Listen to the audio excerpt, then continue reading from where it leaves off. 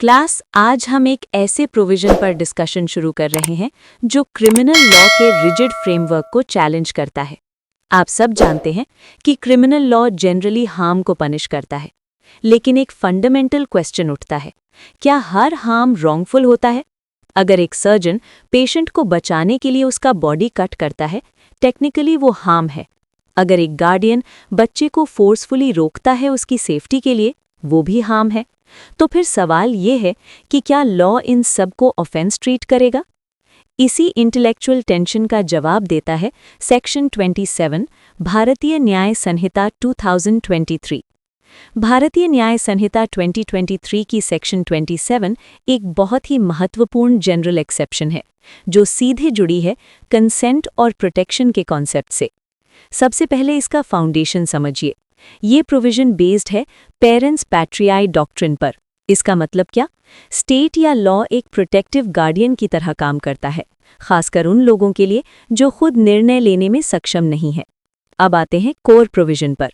Section 27 कहती है कि अगर कोई एक्ट गुड फेथ में किया गया है और वो एक्ट किसी व्यक्ति के बेनिफिट के लिए है, तो उस पर क्रिमिनल लायबिलिटी नहीं लगेगी। लेकिन ये प्रोटेक्शन हर किसी के लिए नहीं है। ये खास तौर पर अप्लाई होती है 12 साल से कम उम्र के बच्चों पर और अनसाउंड माइंड वाले व्यक्तियों पर। क्यों? क्योंकि लॉ मानता है कि ये लोग वैलिड कंसेंट देने में सक्षम नहीं हैं। तो फिर डिसीजन कौन लेगा? यहाँ आता है गार्डियन का रोल। अगर कोई एक्ट गार्डियन की कंसेंट से या उसकी प्रेजेंस में किया गया है और वो जेन्युइनली उस व्यक्ति के हित में है, तो लॉ उसे प्रोटेक्ट करता है। अब एक इम्पॉर्टेंट लिंकेज समझिए। ये प्रोविजन नया नहीं है, बल्कि ये सीधे डिराइव हुआ है आईपीसी की सेक्शन 89 से। इसका मतलब है कि इंडियन क्रिमिनल लॉ की फिलॉसफी में कंटिन्यूटी बनी हुई है। ओवरऑल फ्लो समझिए। कुछ लोग कंसेंट नहीं दे सकते, इसलिए लॉ गार्डियन को अथॉरिटी देता है, और अगर गार्डियन की कंसेंट से गुड फेथ में एक्ट किया गया है, तो वो एक्ट अपराध नहीं माना जाएगा। सेक्शन 27 एक प्रोटेक्टिव शील्ड है जो वल्नरेबल पर्सन्स के हितों को सेफगार्ड करती है और उन लोगों को लीगल प्रोटेक्शन देती है जो उनके भले के लिए काम करते हैं। तो स्टूडेंट्स, अभी तक हमने सेक्शन 27 का बेस समझ लिया। अब चलते हैं इसके कोर एलिमेंट्स और लिमिटेशंस पर, जो इस प्रोविजन को प्रैक्टिकली अप्लाई करने में सबसे इम्पॉर्टेंट है। सबसे पहले, सेक्शन 27 क्लियरली कहती है कि कोई एक्ट सिर्फ इसलिए ऑफेंस नहीं बनता क्योंकि उससे हार्म हुआ है या हार्म होने की पॉसिबिलिटी थी, अगर 3 एसेंशियल कंडीशंस सैटिस्फाई हो जाए। ये 3 कोर एलिमेंट्स क्या हैं? ध्यान से जोड़कर समझिए। Number 1, good faith. Act honestly और बिना किसी मलिशियस इंटेंशन के होना चाहिए, यानी इंटेंशन साफ हो, बेनिफिट के लिए, ना कि हार्म के लिए। Number 2, benefit of the person. Act strictly उस प्रोटेक्टेड पर्सन के हित में होना चाहिए, चाहे वो बच्चा हो या अनसाउंड माइंड वाला व्यक्ति। Number 3, guardian consent. और सबसे क्रूशल, ये एक्ट गार्जियन की कंसेंट से या उसके द्वारा किया गया होना चाहिए, यानी लॉ ने डिसीजन मेकिंग पावर गार्जियन को शिफ्ट कर दी है। कंटिन्यूटी दिखती है हमारे पिछले कॉन्सेप्ट से। अब यहाँ एक इम्पॉर्टेंट ट्विस्ट आता है, लिमिटेशंस। लॉ ये इम्यूनिटी एब्सोल्यूट नहीं देता। अगर एक्ट में इंटेंशनली डेथ या ग्रीवस हर्ट कॉज करना शामिल है, तो जनरली प्रोटेक्शन नहीं मिलेगी। लेकिन एक्सेप्शन के अंदर भी एक्सेप्शन है, यानी अगर वही एक्ट ग्रेटर हार्म प्रिवेंट करने के लिए या सीरियस डिजीज क्योर करने के लिए जेन्युइनली नेसेसरी है, तब लिमिटेड जस्टिफिकेशन मिल सकती है। अब पूरे कॉन्सेप्ट को एक लाइन में कनेक्ट करें। सेक्शन 27 एक्चुअली एक बैलेंस क्रिएट करता है ऑटोनॉमी वर्सेस प्रोटेक्शन के बीच। एक तरफ वल्नरेबल पर्सन की लिबर्टी है, दूसरी तरफ उसकी सेफ्टी और वेलफेयर। इसलिए लॉ इंटरफेरेंस अलाउ करता है, लेकिन सिर्फ सेफगार्ड्स के साथ, गुड फेथ, नेसेसिटी और गार्जियन ओवरसाइट। इसी वजह से सेक्शन 27 का प्रैक्टिकल इंपॉर्टेंस बहुत बड़ा है, चाहे बात हो मेडिकल ट्रीटमेंट की, चाइल्ड केयर की या साइकियाट्रिक इंटरवेंशन की। हर जगह ये प्रोविजन एक लीगल शील्ड की तरह काम करता है, लेकिन कंट्रोल्ड और जिम्मेदारी के साथ। अब हम समझते हैं सेक्शन 27 का पर्पस, यानी आखिर लॉ ने ये प्रोविजन बनाया ही क्यों। इस इमेज में इसे 3 इंटरकनेक्टेड डायमेंशंस में समझाया गया है, और ध्यान दीजिए ये तीनों एक दूसरे से लॉजिकली जुड़े हुए हैं। Point 1, protection of vulnerable persons. सबसे पहले लॉ ये रिकॉग्नाइज करता है कि चिल्ड्रन और mentally incapacitated persons inherently vulnerable होते हैं। उन्हें हार्म, निग्लेक्ट या एक्सप्लॉयटेशन का रिस्क ज्यादा होता है। इसलिए सेक्शन 27 ये इंश्योर करता है कि अगर उनके बिहाफ पर कोई बेनिफिशियल एक्ट किया जाता है तो सिर्फ इस वजह से कि उसमें रिस्क या माइनर हार्म है, उसे क्रिमिनलाइज नहीं किया जाएगा। Point 2, encouragement of welfare oriented actions. अब इससे अगला स्टेप क्या निकलता है?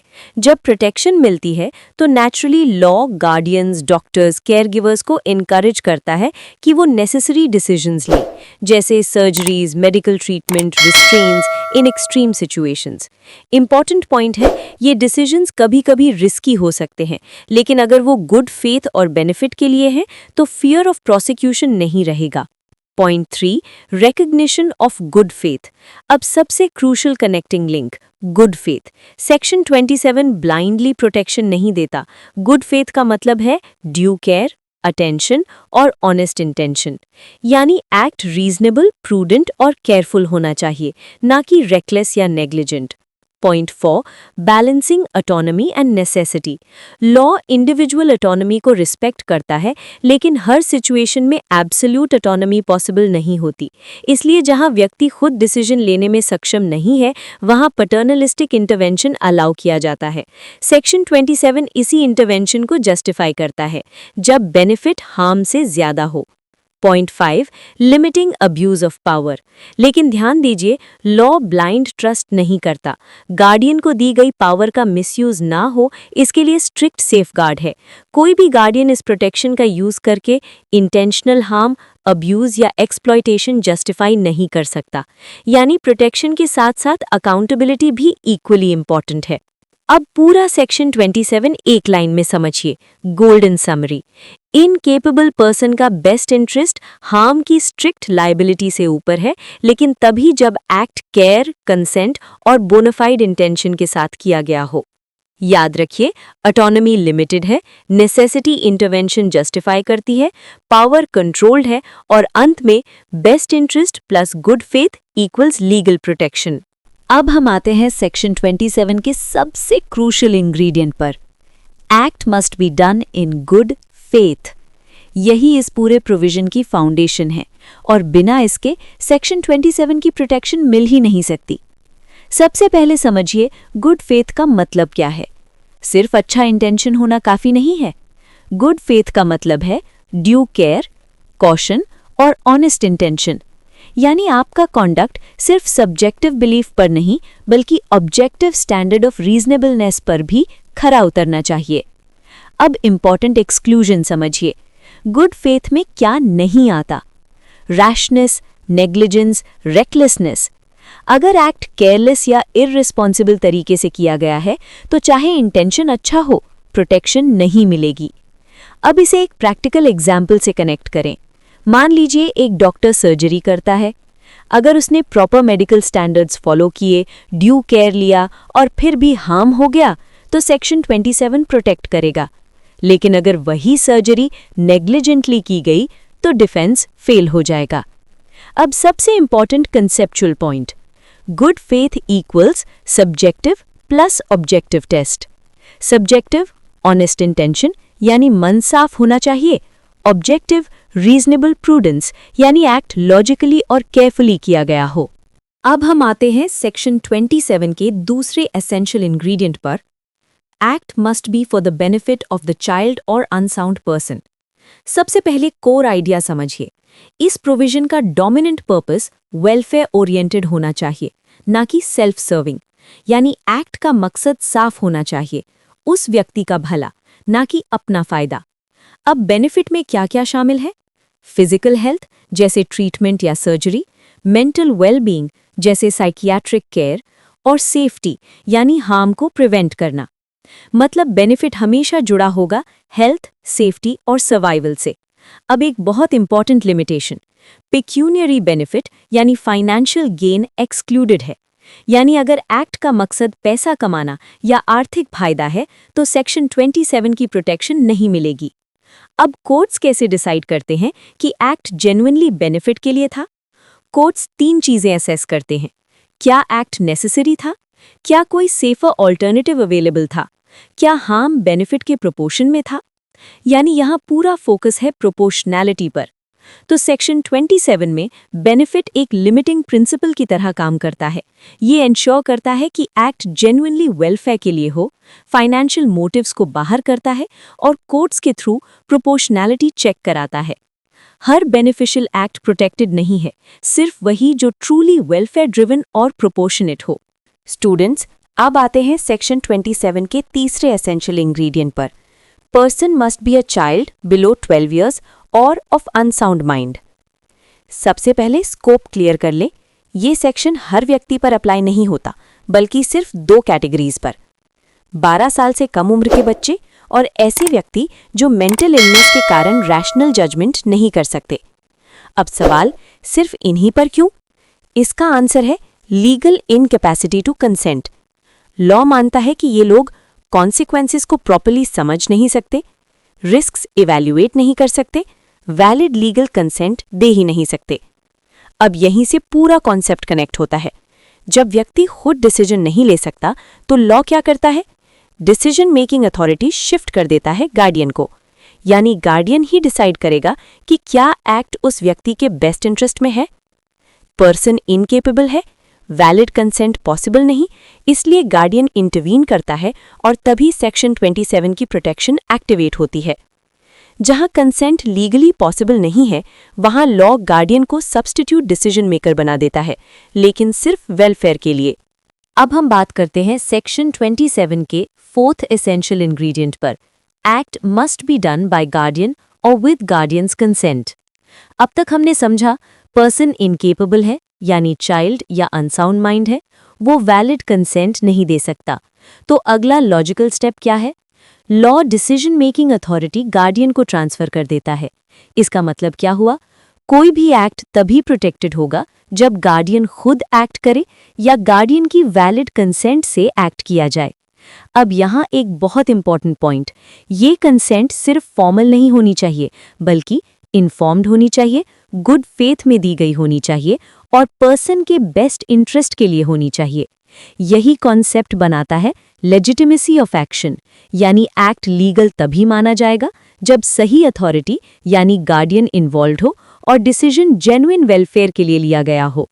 पर्सन इनकेपेबल है, guardian becomes decision maker, guardian consent देता है, act good faith plus benefit में होता है, तभी लीगल प्रोटेक्शन मिलती है।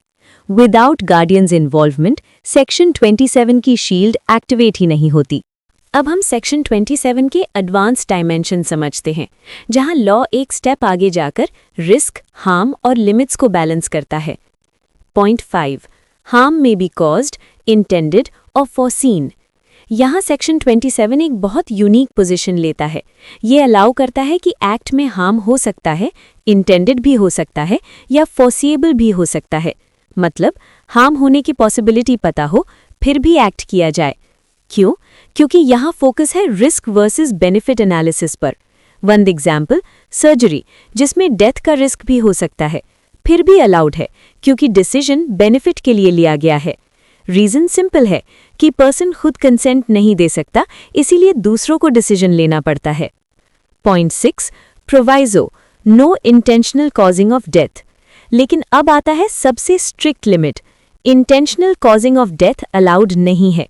ऐसे एक्ट्स भी नहीं जो क्लियरली डेथ कॉज करने वाले हों। एक्सेप्शन कब?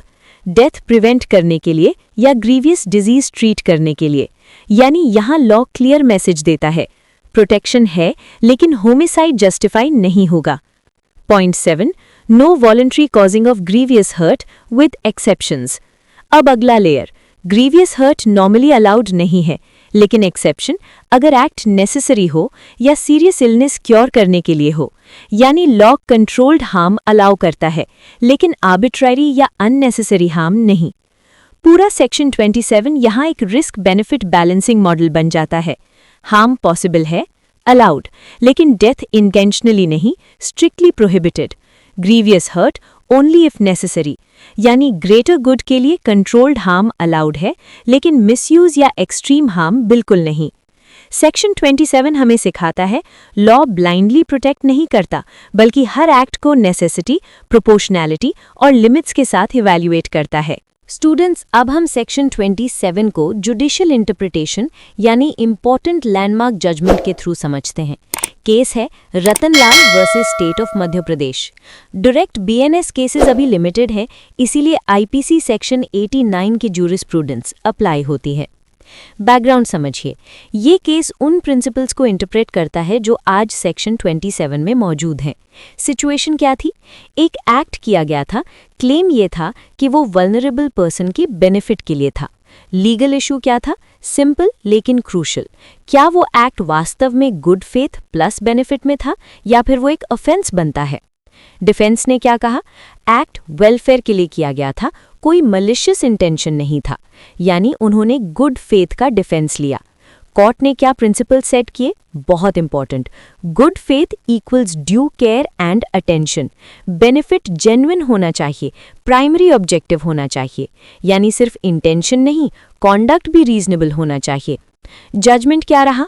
कोर्ट ने क्लियर होल्ड किया, सिर्फ बेनिफिट का क्लेम करना इनफ नहीं है।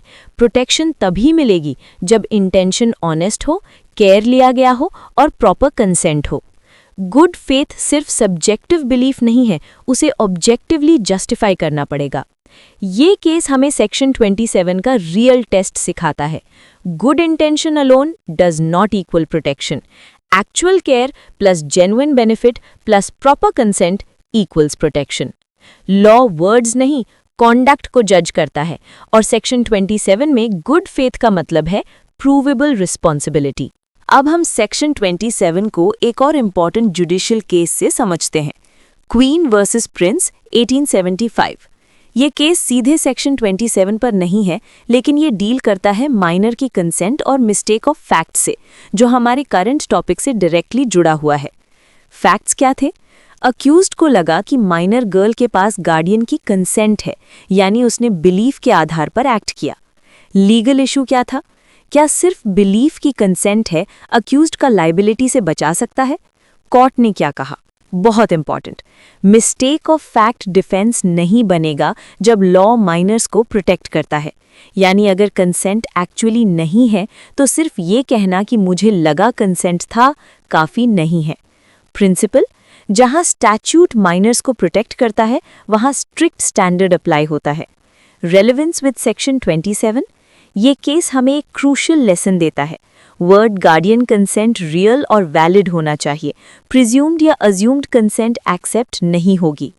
अब जरा इसे सेक्शन 27 से जोड़िए।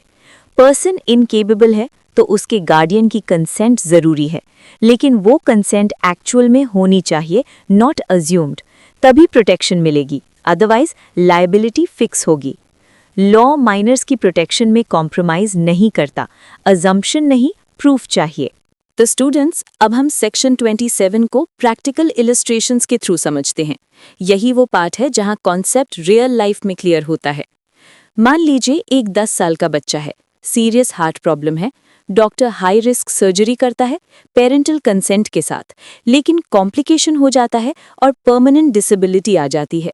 यहाँ चेक करें, गुड फेथ है, बेनिफिट इंटेंडेड है, गार्डियन कंसेंट है, हार्म हुआ है। इसका रिजल्ट क्या निकलेगा? एक्ट फिर भी प्रोटेक्टेड रहेगा। क्यों?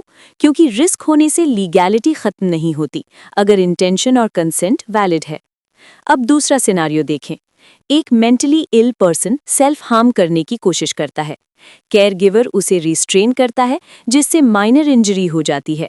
यहाँ देखें, ग्रेटर हार्म प्रिवेंट हुआ है, एक्ट गुड फेथ में है, केयर गिवर की अथॉरिटी है। इसका रिजल्ट क्या निकलेगा? Act not an offence. क्यों? क्योंकि ये नेसेसिटी बेस्ड प्रिवेंटिव एक्शन है। अब तीसरा सिनारियो देखिए। गार्डियन बच्चे को सिवियरली मारता है, डिसिप्लिन के नाम पर, फ्रैक्चर तक हो जाता है। यहाँ क्या मिसिंग है? हार्म डिस्प्रोपोर्शनेट है, रियल बेनिफिट नहीं है, मैलिस पॉसिबल है। इसका रिजल्ट क्या निकलेगा? इस एक्ट में सेक्शन 27 अप्लाई नहीं होगा। क्यों? क्योंकि ये अब्यूज है, प्रोटेक्शन नहीं। इन तीनों एग्जाम्पल से हमें ये क्लियर होता है, good faith plus benefit plus consent equals to protection, preventive necessity equals to justified, excessive और abusive act equals to no protection. Section 27 genuine welfare actions को प्रोटेक्ट करता है, लेकिन मिसयूज या क्रूएल्टी को बिल्कुल नहीं।